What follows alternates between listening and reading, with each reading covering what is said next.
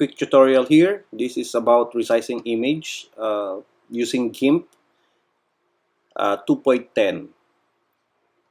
So we see here the image is 2048 by 1536 pixels. So we want to resize this and make this smaller.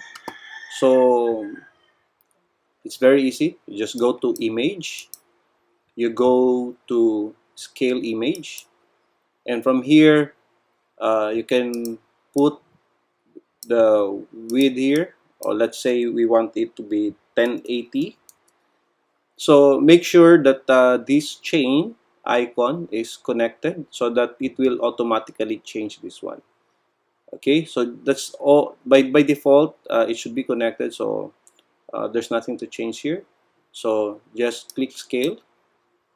So go back to check if that was changed.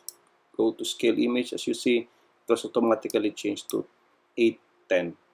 And then to save this one, the new image, you just have to go to file, and then you cannot use save as, but instead you go to export as, so that you can save it as a JPEG or .png.